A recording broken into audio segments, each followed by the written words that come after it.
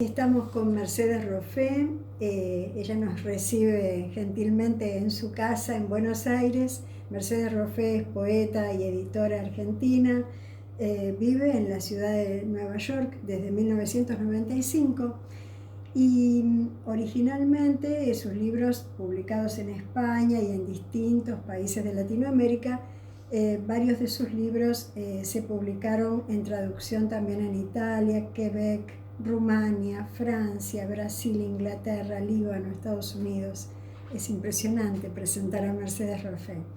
En 2017 se publican las antologías. Bueno, y la presentación sería muy larga. Es muy interesante la parte de ella como escritora y por supuesto también como editora. Y también es importante lo que incursiona en el mundo de las artes plásticas. Hay un homenaje que justamente fuera del aire estábamos hablando a Víctor Hugo, que salió a través de Vuelo de Quimera. Bueno, es un trabajo fotográfico precioso, realmente glorioso, que les recomendamos ver y acceder a él. Su último libro, el que nosotros presentamos ya en la radio, es Prosa Fugaz. Es un libro que les recomiendo mucho, sobre todo a la gente que estudia letras, que estudia artes de la escritura, porque van a tener, es un libro casi de consulta permanente si estudian artes de la escritura. Se los recomiendo especialmente. Bueno, ahora vamos a escuchar a la autora, que además tiene esa sencillez para hablar y esa humildad, y que es tan lindo escucharte. Como yo decía el otro día a propósito de tu charla con Susana Villalba, decía que ustedes hacen un elogio de la palabra. Me quedó esa sensación porque cuando la moderadora preguntaba algunas cosas o proponía un tema, en un momento te quedaste pensando y dijiste, frente a esto realmente no sé qué voy a responder. Sí, claro, creo que era una pregunta muy delicada. Claro. Y abarcaba mucho, entonces como que me hizo pensar si podía suscribir por completo a esa formulación. Creo que entre Susana y yo la matizamos y salimos adelante. Muy bien, salieron adelante, pero sobre todo nos dejaron una enseñanza que es frente a una modalidad tan verborrágica que hay en la vida cotidiana. Gente como vos que maneja el lenguaje con esta delicadeza y este conocimiento profundo, realmente nos hace pensar. Cuando decís sobre este tema, no sabría qué decir que sea rico, ¿no? Entonces ahí me quedo pensando que las palabras no son para usar de cualquier manera. Claro. Así que nos has hecho una enseñanza. Bueno, este libro, para empezarlo como si fuera en hebreo o en árabe, empezaríamos de atrás para adelante. Bueno, y entonces empieza, aquí va terminando y hablas de los cambios y decís la escritura y el cuerpo, ¿no? Y por ejemplo dice, tengo la impresión de que así como de una época a otra, de un momento a otro, los procedimientos de escritura van cambiando, las sensaciones físicas al escribir también cambian. Y me quedé pensando, ¿no? ¿Cómo pasa por el cuerpo entonces la escritura? Sí, bueno, ayer estábamos hablando de la manera, en la sesión de la Biblioteca Nacional, la manera tan diferente en que las artes visuales y sobre todo la pintura o el dibujo pasa por el cuerpo y cómo pasa la escritura, ¿no? Creo que a veces también es un tema al que se recurre en demasía, la relación con el cuerpo. Así que me parece que con respecto a eso también soy bastante prudente. O sea, por ejemplo, la relación física del dibujo y por supuesto de la pintura, que no practico en realidad, es bastante más radical que la de la escritura, ¿no? A la vez, en mi caso, bueno, la escritura ya derivó hacia la computadora mucho, ¿no? El dibujo recupera ese gesto de la mano que antes también correspondía a la escritura. Pero en mi caso, como el dibujo derivó casi de la escritura en el sentido de que por lo general me mantengo bastante cercana de lo que sería una escritura sémica en el dibujo. La verdad que la relación entre escritura y dibujo para mí está todavía bastante cerca, ¿no? Pero en cuanto a la relación con el cuerpo, no, creo que le decía el otro día a un amigo, y sobre todo porque trabajo en el dibujo en formatos pequeñísimos, entonces es como que la relación con el corazón, con el cuerpo y con la mano es muchísimo más íntima, ¿no? Así que sí, fue derivando. Así que el dibujo te trae a esa cosa casi primigenia que tenemos desde chicos. Lo primero que hacemos son garabatos, ¿no? Exacto, sí, es una cosa muy lúdica, muy, claro. Sí, muy de mucho placer, de mucha concentración, de mucha serenidad también. Y, eh, creo que en las personas que lo practicamos como una segunda vocación también se mantiene dentro de una serenidad que a lo mejor las primeras vocaciones nos exigen más profundidad académica, claro, ¿no? O eso, bueno, tiene más que ver con la formación que tenés, en eso tenés razón, en que aún si nosotros no tenemos un acercamiento académico, todo ese conocimiento está detrás y presiona de alguna manera, aunque sea para zafar de ese cúmulo de saberes, aunque sea para zafar de ellos, están. Claro. ¿No? En cambio, por lo menos en mi caso, la fotografía y el dibujo es una cosa muy lúdica, o sea, hago lo que, ya te digo, lo que el gesto produce, ¿no? Lo haces por pura inspiración, por eso te enoja de repente que te digan fotógrafa. Eso sí, no te gusta. No, para nada, no. Ni artista visual, ni fotógrafa, son como derivados de la actividad poética, ¿no? Claro. Para mí. A la vez también hablábamos ayer en la biblioteca como que varias de las personas que hacemos las dos cosas no queremos mucho que se junten las dos, ¿no? Sí, como que vemos una cierta diferencia entre ambas. Pero bueno, yo ya he participado en proyectos en que otras personas han unido mi poesía y los dibujos y la verdad que salió muy lindo también, así que está bien. Ahora me están proponiendo otro proyecto así, de juntar, ya lo que pedí era que se entendiera que el dibujo no ilustraba ni representaba el texto y el texto no es alusivo al dibujo. Pueden estar las dos cosas juntas, pero manteniendo su independencia, ¿no? Claro, como mostrar dos partes de tu persona, una más íntima, como decís, más lúdica, otra más formal, Claro. de más preparación. Sí, a la vez, la verdad que hay personas que ven lo que hago, si subo algo a Facebook, que hago lo que hago en dibujo, y ellos sí encuentran una relación casi formal, casi estética, no entre un poema en particular y un dibujo en particular, sino entre mi poesía y mi acercamiento al arte visual, ¿no? Eso es lindo cuando dicen, mirá, tienen, ¿no?, algún rasgo que ven que comparten. Eso es lindo, ¿no?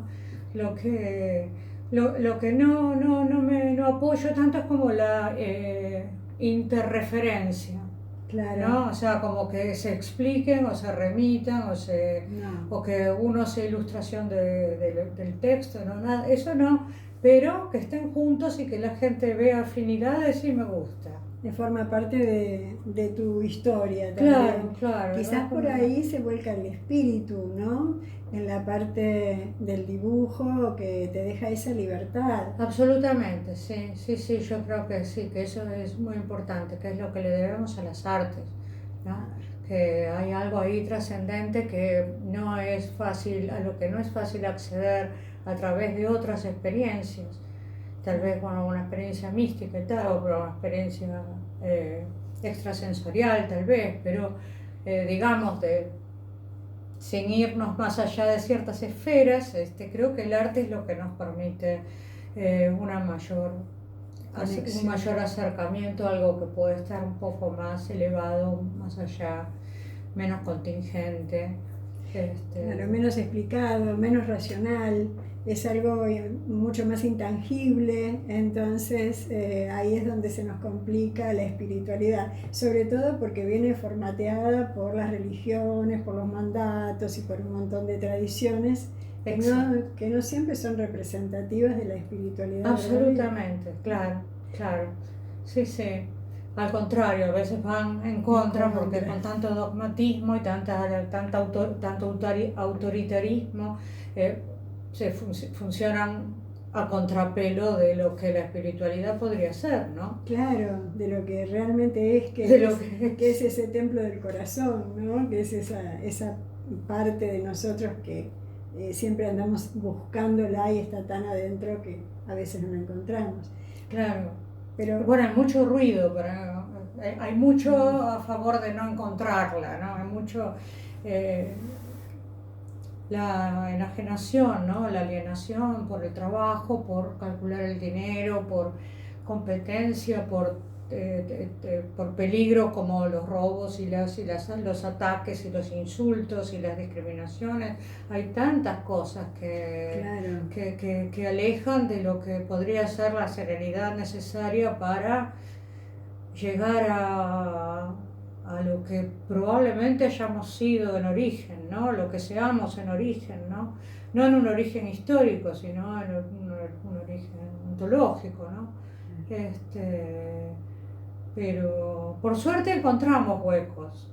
Para meternos en esos resquicios. Claro, nos metemos en esos huecos y algunos tratamos de producir los huecos, invitar, ¿no? Porque creo que el arte es un poco eso, ¿no? También ayudar a producir esos huecos e invitar a que más gente pueda entrar, ¿no? Claro, decirle, yo por acá por lo menos encontré algo, tal vez te sirva la experiencia, ¿no? Creo que la propuesta tuya es siempre muy humilde, nunca es forzar, sino invitar.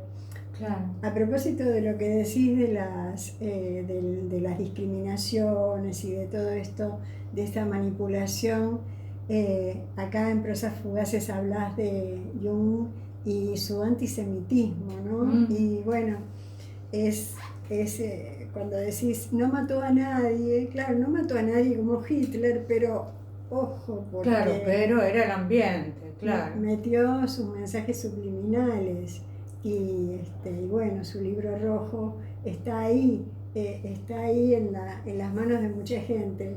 Claro, sí. Yo creo que tenía una gran envidia al arte, ¿no? A los artistas que trata como si fueran tontos más o menos, ¿no?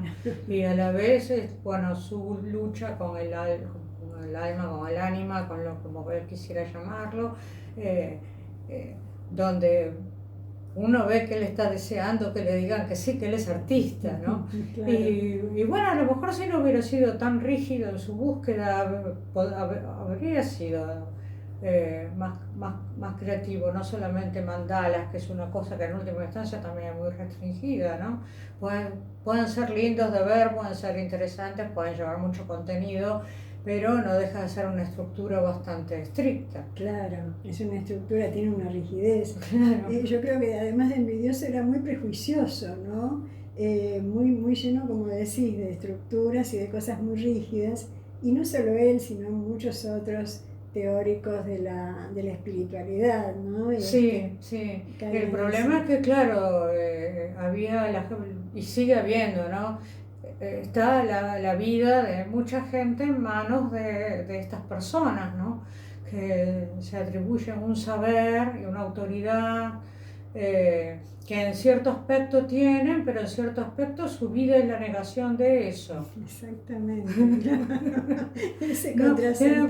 como claro, un saber como técnico, no sé si científico, sería quizás demasiado, no sé si es tan estricto, pero sí, ya a veces sus actitudes humanas dejan mucho que desear, Claro, como para encima pretender que guían a nadie, ¿no? claro, muy distinto es lo que vos proponés. Bueno, me metí por este resquicio a jugar con los lápices y dibujé esto y encontré que eso podía ser una llave, ¿no? Sí, sí, sí. Es muy distinto que decir esta es la verdad revelada Claro, y bueno, sigan sí. ese camino, ¿no? Eso es peligroso. Siempre, siempre. Respecto de eso, nos vamos al tema de la inspiración y la obra, ¿no? Eh, Dice por ahí, hay una obra en el conjunto de arte en el que, digamos, hay una obra en ese conjunto del escritor, que incursiona en la fotografía o en el dibujo.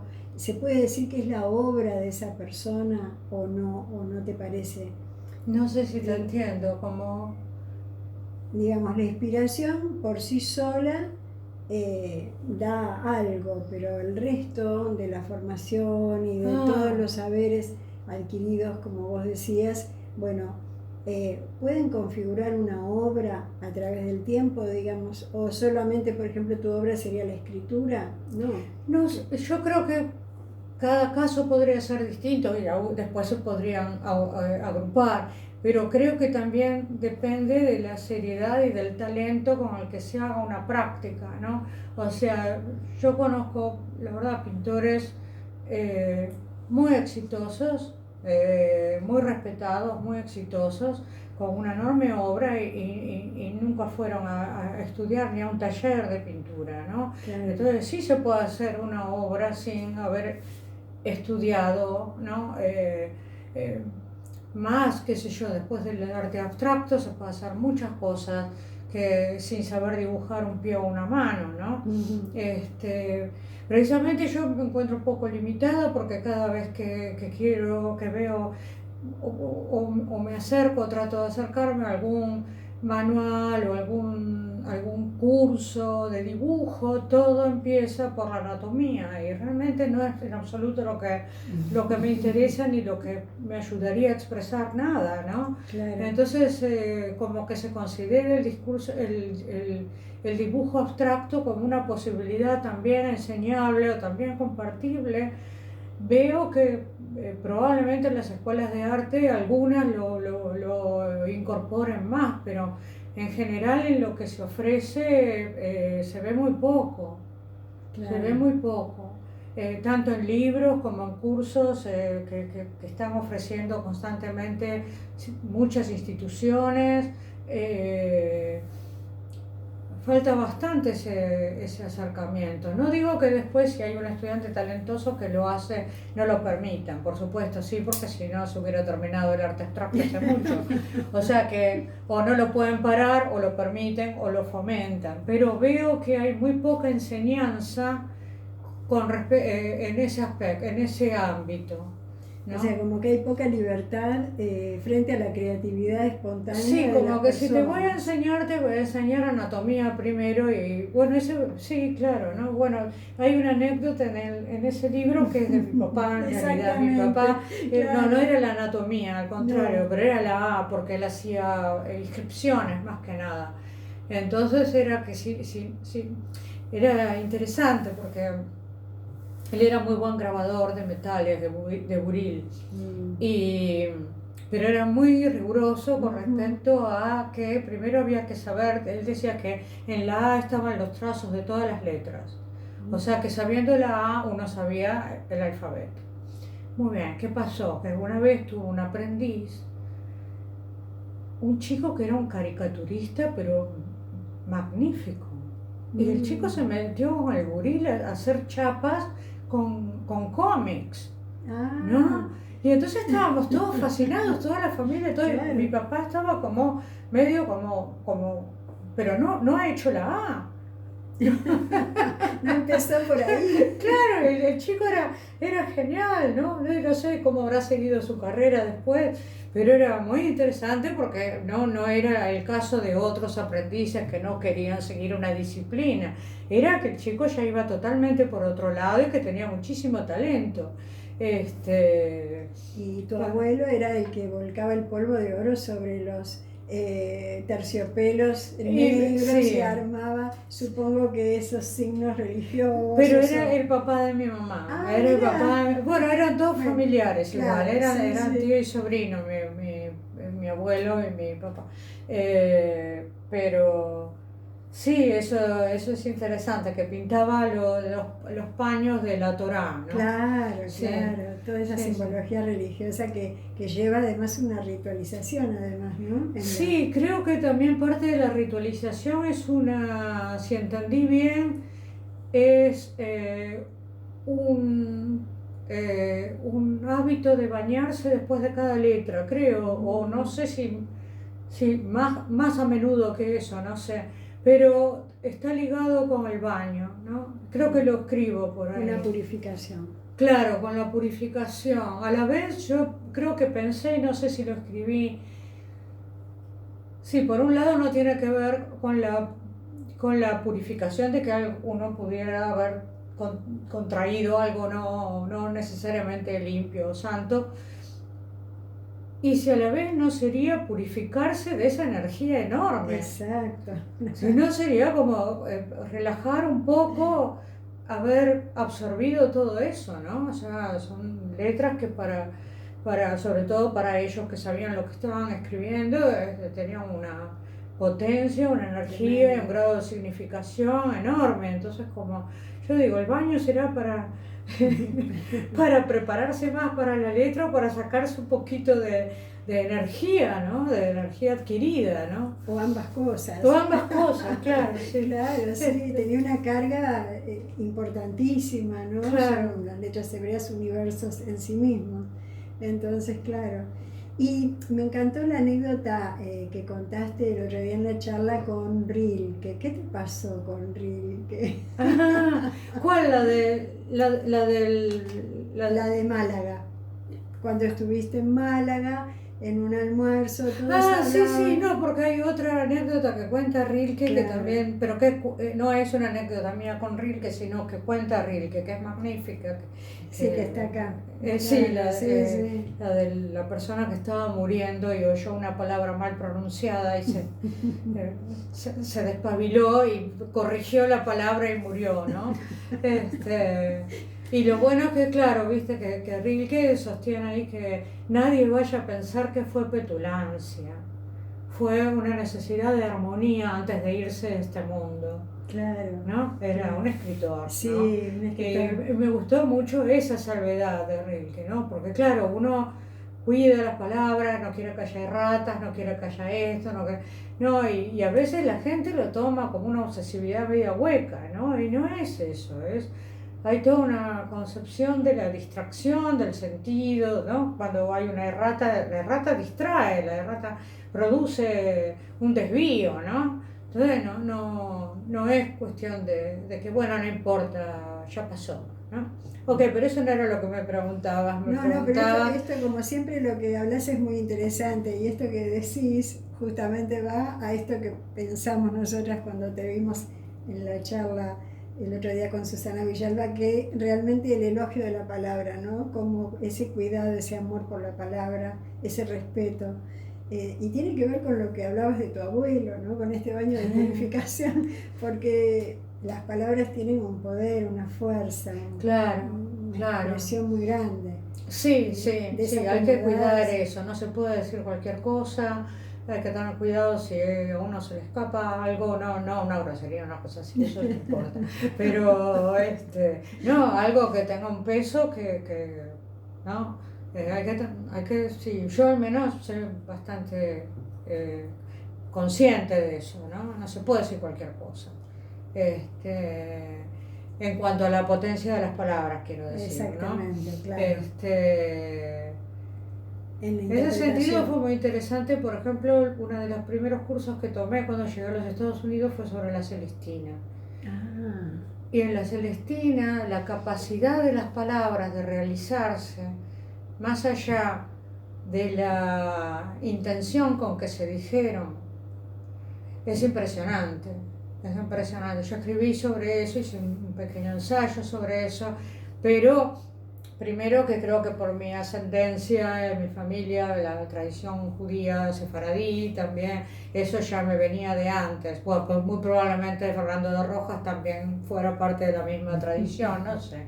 Pero indudablemente en 1492, que eso estaba en el aire en España, estaba. O sea que sí, sí. fuera o no fuera daba lo mismo. Pero pero igual ese momento de bisagra fue como para volver a tomar conciencia de que una cosa es lo que se dice o la intención con que se dice y otra cosa es lo que la palabra dice, ¿no? Y otra cosa es lo que el sentido que se produce, ¿no? Claro. Y bueno, eso, ¿no? Pero me preguntabas por otra cosa bastante más, un poco más específica, cotidiana y más ligada a la experiencia de leer en traducción, ¿no? Que a veces, bueno, me pasó con Rilke, que yo escuchaba hasta bastante grande, ¿no? Incluso gente, compañeros de estudios o mi madre, que ahora, Rilke. Yo tenía las mismas ediciones que mi madre, yo tenía las mismas ediciones que mis compañeros y la verdad que no me enganchaba mucho, no veía dónde estaba ese monstruo magnífico que todo el mundo alababa y, y no sabía muy bien por dónde pasaba. En cierto momento no sabía si era que a mí no me gustaba o si era que no estaba entendiendo algo, hasta que estuve en esta mesa en Málaga. No era una mesa de un panel, estábamos almorzando para salir en excursión, una experiencia preciosa, creo que fue casi uno de los pocos festivales itinerantes. Íbamos todos en un autobús de un lugar al otro de Málaga, dirigidos por un poeta y un señor que dirigía una revista, pero que tenía un conocimiento enorme de la arqueología de Málaga. Entonces nos llevó a sitios magníficos. En ese almuerzo, claro, nos reunimos los poetas que íbamos a participar en ese festival, no éramos tantos. Y todo el mundo hablando de Rilke, todo el mundo fascinado y qué sé yo. Y yo me animé a preguntar, como no era nada oficial, ni público, ni nada, era el almuerzo, digo, me pregunto si qué edición de Rilke leyeron, porque a ver si no puedo leer lo mismo que ustedes, ¿no? Y entonces casualmente estaba ahí un poeta que había hecho el prólogo de una edición, que era, me dice, el Rilke de Ferreiro. Digo, ¿qué es el Rilke de Ferreiro? El Rilke de la edición de Austral que tradujo Ferreiro, es el mejor Rilke, la mejor traducción de Rilke, por lo menos hasta ese momento, que tenemos en España, por lo menos. Así que bueno, hicimos la vuelta a Málaga, todo tal. Cuando volví a Madrid compré la edición de Ferreiro, la edición de Austral, y bueno, entonces pude pispear Rilke, que era el Rilke que todos conocían, que todos alababan, y ahí me sentí un poquito más parte de la cofradía. Te llegó al corazón. Me llegó. Bueno, y ahí vamos a hablar de la traductora, porque es tan importante ese cuidado y ese amor por la palabra al que haces referencia siempre y que se nota en tu vida cotidiana, fuera de cámara, en lo cotidiano también. Gracias. Y que agradecemos tanto porque nos conmueve, nos emociona. Qué lindo eso. Sí, nos conmueve mucho. ¿Cómo es el trabajo de un traductor, de una traductora? Lo hemos hablado fuera del aire en alguna oportunidad, y realmente es un trabajo de pensar una palabra quizás una mañana entera, o sea, ¿cómo? Años. Por no decir años, como pasó con Glosa Continua, ¿no? Sí, porque Sí, después cosas a veces que ya están editadas y uno se da cuenta de que podría haber usado otra palabra o otra persona se da cuenta que puede. Pero también hay que tener cuidado con eso. No todos, por supuesto, algunos forman una amistad y una red de apoyo muy grande entre los traductores, pero también hay otros probablemente de una generación anterior, probablemente gente ya de mi edad o mayores, que son muy competitivos entre ellos. Entonces más buscan lo que falla que lo que... Y a veces no tienen razón en el sentido en que dicen, no, porque la palabra que recoge este sema de la palabra original es esta otra. Y uno podría decirle, sí, pero si pone esa palabra rima 4 versos. Ok, o sea que por eso no la puso, eligió otra palabra para evitar un problema, claro, ¿no es cierto?, de sonido, entonces claro, enhorabuena que la evitó, ¿no? Cosas así, ¿no? O a lo mejor alguna palabra que podría ir mejor, pero también por el ritmo no va, hay que elegir otra, ¿no? Claro. Bueno, no sé, hay distintas escuelas, distintas tendencias de que se piensa como lo principal a rescatar, ¿no? A conservar.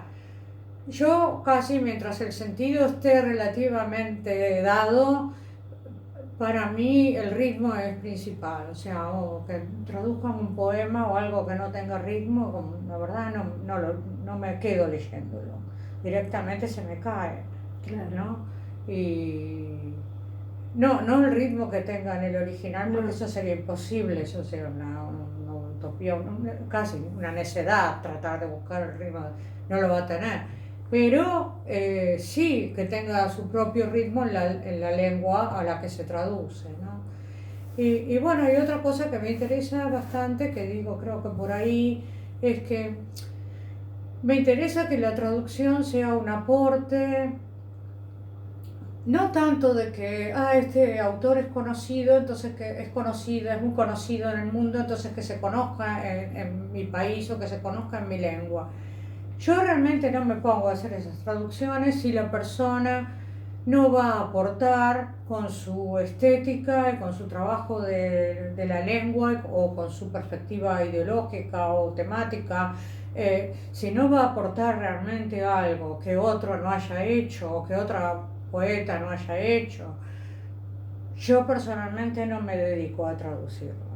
O sea, si yo y veo que a veces, bueno, está bien que se haga, porque si una persona gana el Nobel, si una persona es muy conocida por muchos premios y se quiere saber qué hace, pero si hay muchos poetas en otras lenguas que hacen lo mismo, que hacen más o menos lo mismo, que cuentan más o menos las mismas experiencias vitales o que con la lengua no hacen nada en particular que sea más interesante que la palabra llana, entonces la verdad no me interesa mucho. Sí. En tu libro, acá en Prosas Fugaces, usás el inclusivo, ¿no? Ponés la X como estamos usando ahora en Argentina y bueno, y eso es, por lo menos entiendo que está bueno porque a mucha gente le hace bien. ¿Qué pensás de eso? Bueno, supongo que estás de acuerdo porque lo estás usando, pero ¿qué pensás de eso? Sí, no, lo usé ya desde Glosa, que salió en el 2018. Lo que pasa es que uso el inclusivo los y la X. Y me parece que no es...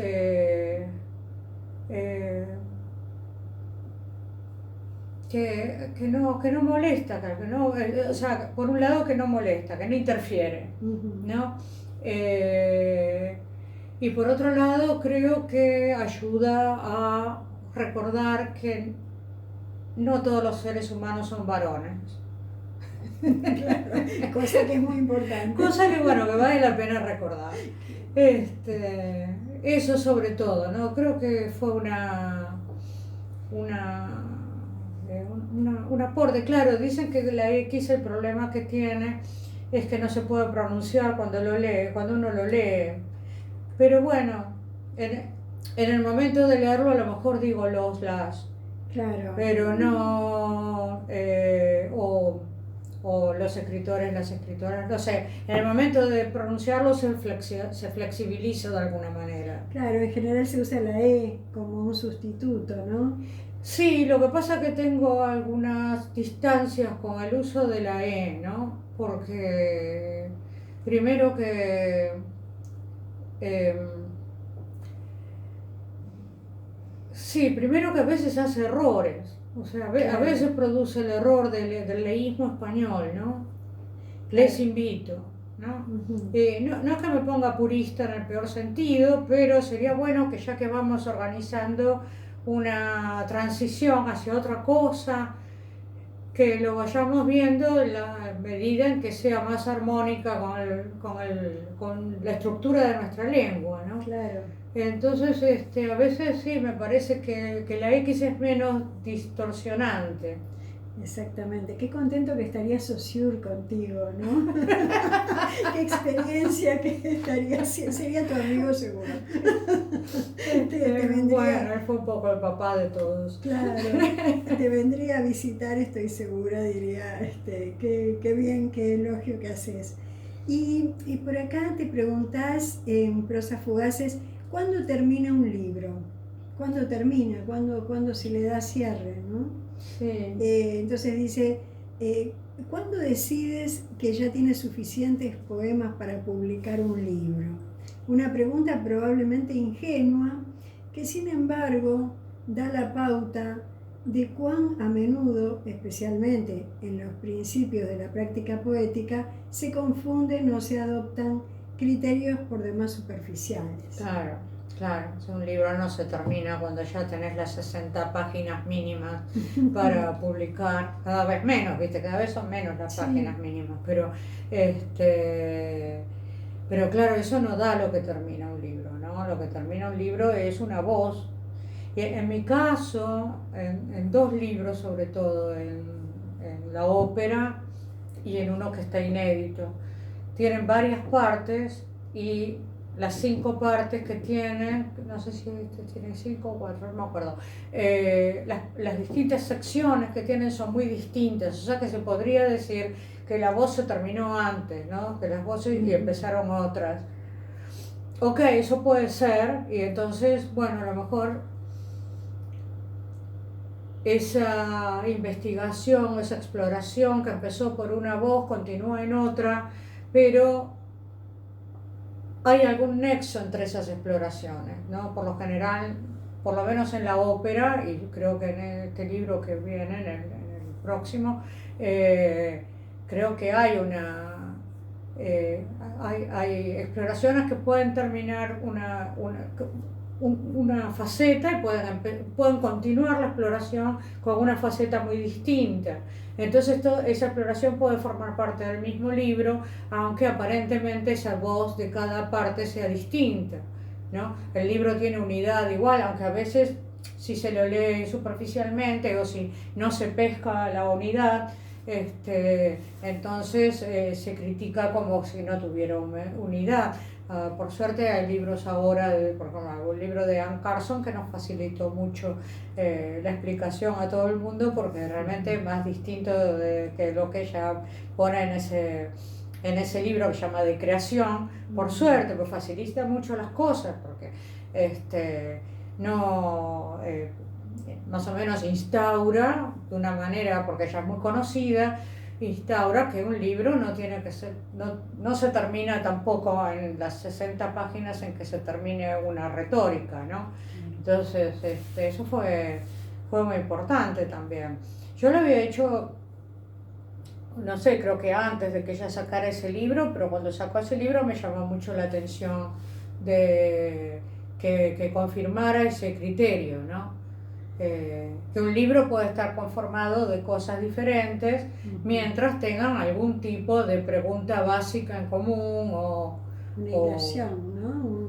Es un hilo conductor. Exacto, un hilo, ¿no? Un hilo que... Ahí se vería la evolución del escritor en determinado tema o en determinada construcción de una voz, ¿no? Sí, ¿No es cierto? claro. Cómo evoluciona Claro. cómo evoluciona ese personaje o esa voz o el mismo escritor a través de esa voz. Y eso lo enriquece también. Absolutamente, claro, claro. O sea que como editora sos también precursora No sé, en no esos sé. estímulos, en darle, No sé, no en darle sé. esos estímulos. Este, ¿Cómo, sí, qué cómo sé yo. Sí, no, igual lo importante es que por supuesto nunca pasa por el número, nunca pasa por el número de poemas, nunca pasa por el número de páginas, es como pasa por una afinidad que pueda tener el libro, ¿no? Claro. ¿Y qué te pasó con los haikus? Ah, nada, a mí me gusta mucho más el tanka.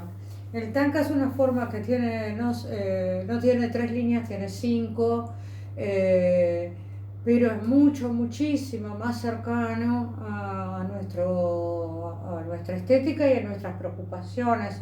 Hay poetas de tanka del siglo XX de Japón que son Pizarnik, ¿no? O sea, como que claro, son impresionantemente interesantes, modernas, la cuestión, una de ellas sobre todo, no es que se está solazando con la naturaleza, dice algo, no sé, tremendo del marido, ¿no? No sé, la cantidad de medicinas que tiene al lado en la mesita de noche y que ahora el autobús va hacia la casa de él, ojalá choque o algo así, no sé.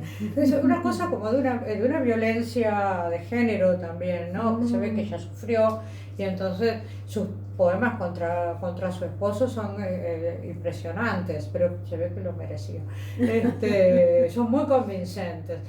Y hay muy distintas cosas, y el tanka creo que permite una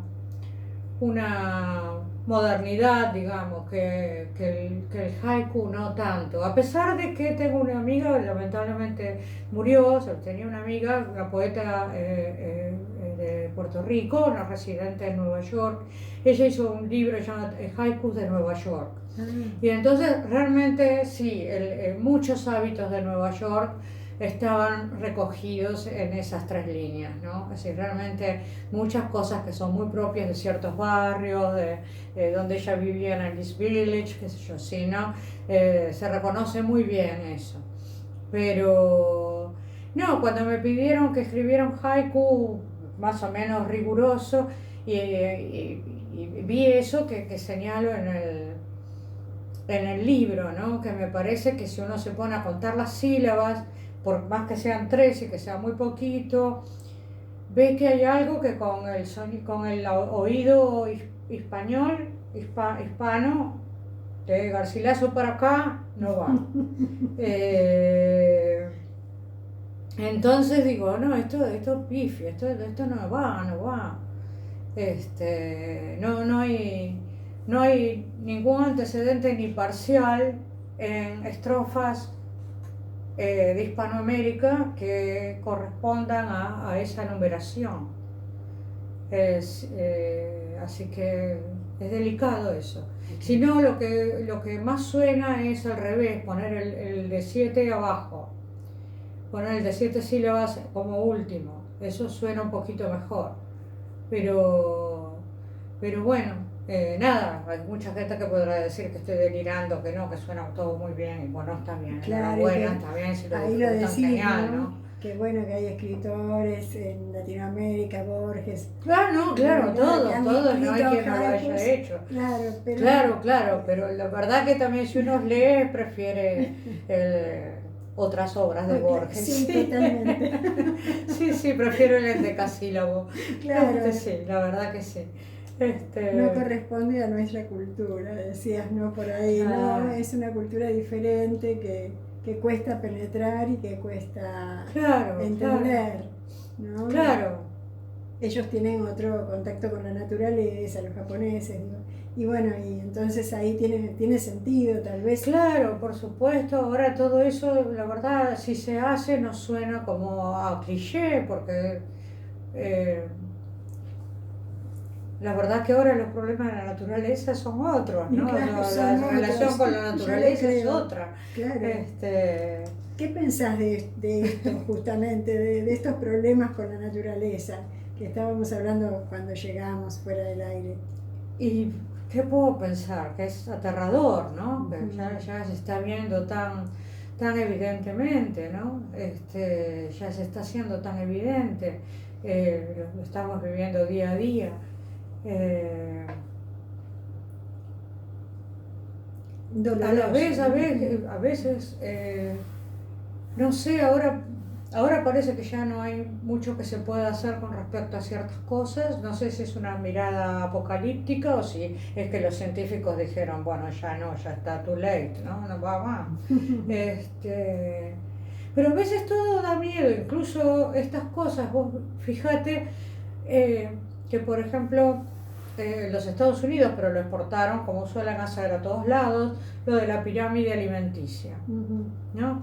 Durante 30 años o 20 años por lo menos circuló la pirámide alimenticia, se enseñaba en la escuela, se le decía a los padres, los niños, que si no era la pirámide alimenticia se iban a morir de cualquier cosa, tal. La pirámide alimenticia se comprobó que lo que hizo fue crear un país de diabéticos y de obesos. Un país y por ahí varios países, porque Sí, eso se exportó. Y sí. entonces se dieron cuenta que trajeron problemas al corazón, que trajeron diabetes, que trajeron obesidad.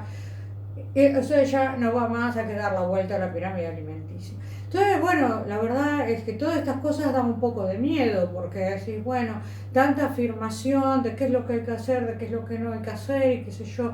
Y bueno, recordemos que todas las respuestas científicas son transitorias hasta que viene otra y dice, no era así, no sé qué, no sé qué, o la acertamos por mucho tiempo y ahora hay otra cosa mejor y se puede hacer de otra manera, ¿no?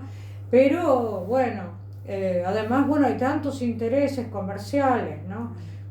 Que uno termina dudando, como ha pasado lamentablemente durante la pandemia con mucha gente, que termina poniendo en duda lo que sería legítimo. Claro.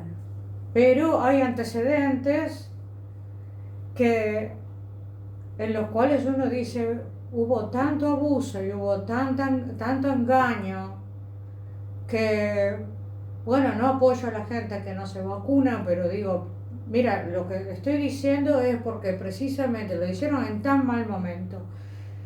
Exactamente en el momento que estaba el problema de la gente que no se quería vacunar, sacan uno de estos series de Netflix de cómo surgió, lo vieron ustedes, de cómo surgió, cómo se produjo, cómo es que se llama este fenómeno de eh, eh, de los opiáceos, Ah, de claro. la adicción a los opiáceos, que lo produjeron las farmacéuticas y a través de los médicos recetando Claro. porque convenía económicamente. Y dan esa serie en el momento en que mucha gente, probablemente semianalfabeta, tiene que decidir o no, tiene que decidir si se va a creer que la vacuna le va a proteger o si están haciendo otro negocio. Claro. Era muy delicado. Claro, no, digamos, no respaldamos la negación a las vacunas, pero sí avalamos la duda, porque te dan un margen para dudar, porque, bueno, justamente por lo que estás diciendo, ¿no? De No, la claro, lo que cantidad de pasa es que claro, uno manipulación. empieza a dudar ciertas cosas y bueno, no, es peligroso dudarlas. Claro, Pero también se han manipulado muchas cosas que no estaban bien. es la falta de confianza en las autoridades en las que tendríamos que creer, pero Exacto, no podemos creer porque nos han engañado. exacto, sí, ¿no? Sí.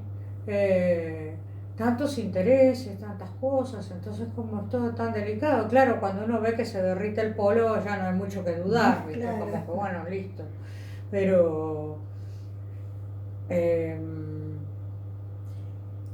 qué puedo decir? Es indignante, es preocupante, eh, y a nosotros que nos da un poquito más de calor o de frío, pero en otras zonas las cuestiones son más... Claro.